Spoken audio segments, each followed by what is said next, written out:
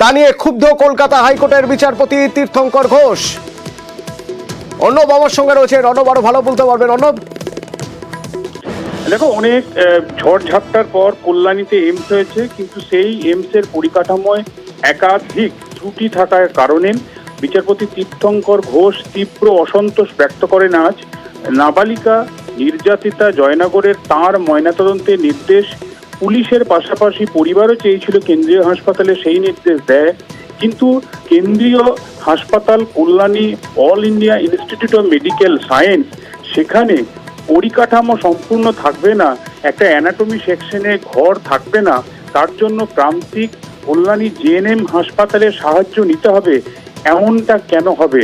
এবং এরপরই বিচারপতি তীর্থঙ্কর ঘোষ এই মামলার প্রেক্ষিতেই একটা ডেডলাইন কেন্দ্রীয় সরকারকে তৈরি করে দিয়েছে।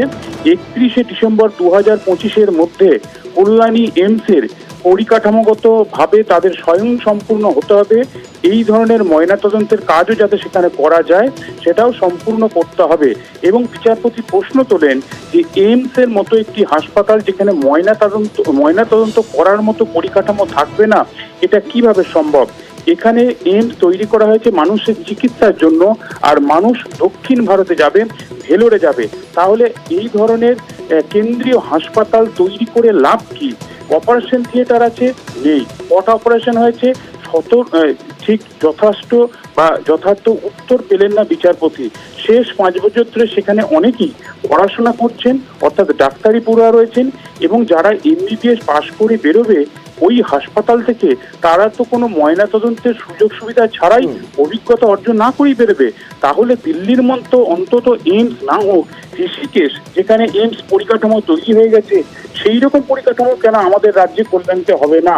একজন নাগরিক, সহনাগরিক, এ রাজ্যের মানুষ কেন্দ্রীয় হাসপাতালের ময়নাতদন্তের আবেদন নিয়ে আসছেন, আদালত নির্দেশ দিচ্ছে, অথচ পরিকাঠামোগত অভাবে প্রান্তিক হাসপাতালের, রাজ্যের হাসপাতালের সুবিধা নিতে হচ্ছে।